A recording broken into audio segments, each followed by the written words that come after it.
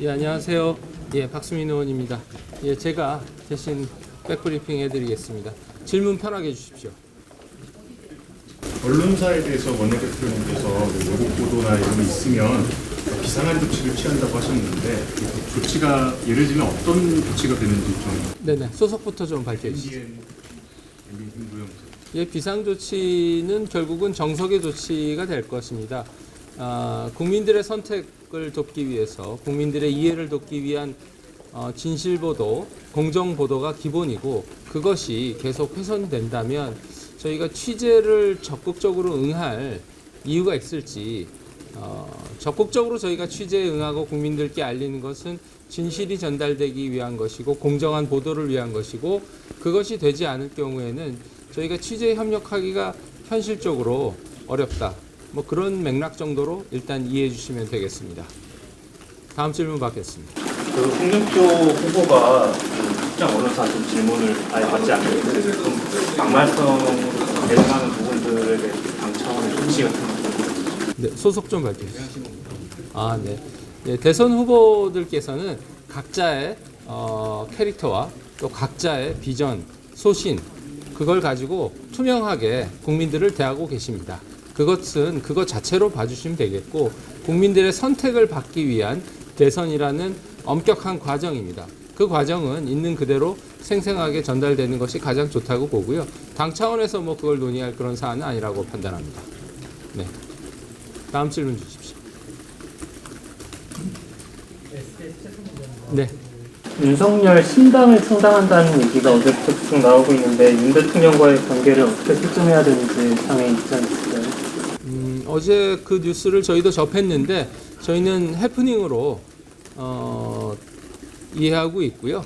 뭐 대통령께서는 지금 언론인 여러분이 익히 아시듯이 내란죄 재판을 받고 계시고 그런 과정에 성실히 임하고 계십니다. 그래서 뭐 신당 창당이라든지 등등은 이제 그 특히 젊은 지지자나 이런 분들 위주로 어떤 그 의견을 표출하실 수는 있는데 그런 것들은 계속 논의될 수 있는 어떤 의견이지 현실로 진행되기는 좀 어렵기 때문에 어제 해프닝으로 그쳤고 뭐 그렇게 정도 봐주시면 될 것 같습니다.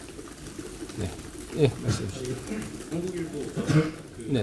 아까 그 기사 말씀해 주셔가지고 여쭤보는 건데 여론조사라는 게 사실 그 국민 어떤 표본을 투표성을 갖추는 게 중요한 건데 호남이 과소대표되고 TK가 과대대표되면 그거를 전국민 여론조사라고 할 수 있는 건지 당신 여론조사라고 보는 게 맞는 게 아닌 건지 여쭤보겠습니다. 그거는 여론조사에 대한 이제 너무 디테일한 이제 기법적인 얘기로 저희가 가야 돼서 제가 뭐 일반적으로만 말씀드리겠습니다. 뭐 여론조사라는 것이 지금 오늘 갑자기 시작된 것이 아니고 여러 가지 수년에 걸쳐서 그리고 그 기법들이 발전하고 정착해온 귀결되어 온 것이 있습니다. 그래서 이제 역성택 방지 조항이라든지 그런 것들이 다 필요해서 한 것이고 그것에 맞춰서 저희는 좋은 객관적인 여론조사가 진행될 수 있도록 의견들을 피력하는 거다. 이렇게 일반적으로만 좀 답변 드리겠습니다. 구체적인 테크닉을 저희가 논의하는 건 오히려 논란이 커질 수 있어서 이제 기본적인 사실관계도 확인하지 않은 허위 사실이라고 이렇게 얘기를 하시니까 근데 그 역선택 방지 조항을 반영을 한다는 게 조직적으로 야채 후보를 조금 그 경선에서 밀어주려는 그런 움직임을 방지하기 위한 거지 지지세가 약한 곳의 당원들의 어떤 참여를 막기 위한 그런 취지는 아니잖아요.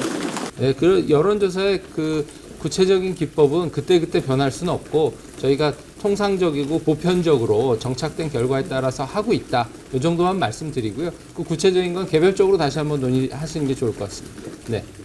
다음 질문. 네. 오늘 교섭단체 요건 완화 얘기가 나왔는데 현 20석이 유신 시대 때 세운 올린 것이고 15석 정도로 완화하면 공공교섭단체로 구성하게 되고 정부 지원금이 떠나서 상임위 배정이 가능한데 그리고 다양한 정당성이 유지되지 않습니까? 정당이 이 반대하시는 이유가 궁금합니다.